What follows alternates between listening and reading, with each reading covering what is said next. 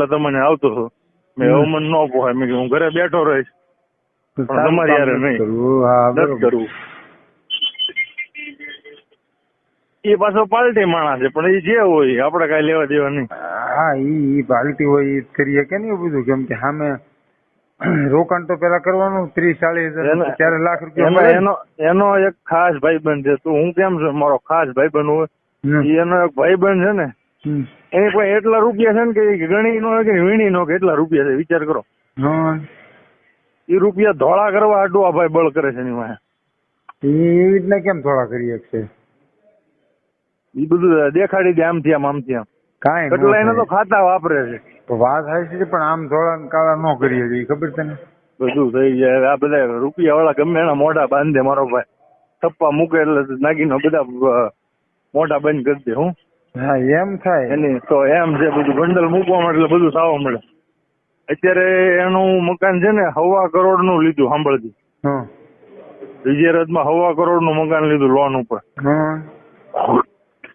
પછી નિર્મળગઢમાં એને ગોડાઉન હતું તોડીને પાડીને નવું 2 માળનું કર્યું, 3 માળનું 50 લાખ ન્યા નાખ્યા.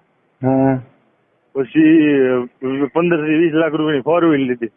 એટલે 1 વર્ષની અંદર 1.5-2 કરોડ રૂપિયાની લોન કરી.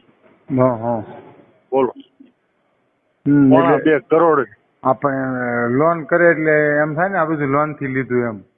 હા એટલે બધા ધોળા કરવાના પૈસા તો પડ્યા જો. હા એ ભર્યા કરે પૈસા. આ બધા ટૂંકમાં નાટક છે આ બધા સરકાર. હવે પાછા મને એમ કે તમે પૈસા નો આપે. ગયા વર્ષે ની વાત છે, ગયા વર્ષે મને 6 મહિને બિલ આપ્યું. ઓહો, 50,000 રૂપિયા. તો 40,000 થી 50,000 થતા હતા.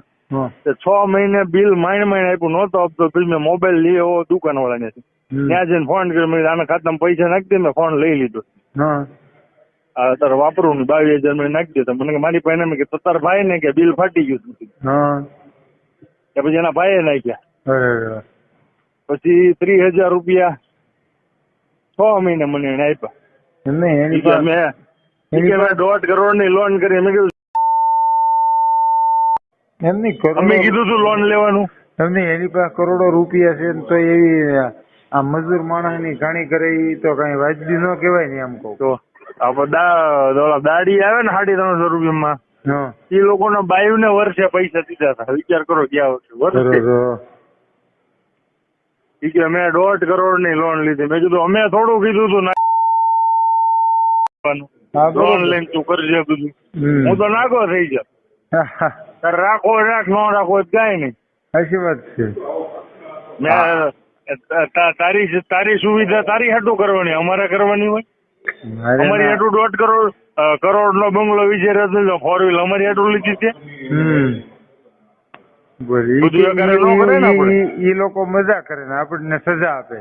આપણે બળ કર્યા કરવાનું.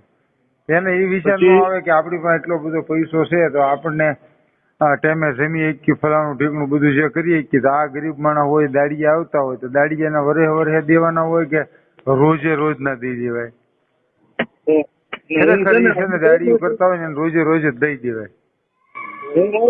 કઈ ઉપાધિ ન હોય, એક કોઈ બી સમજી ન હોય.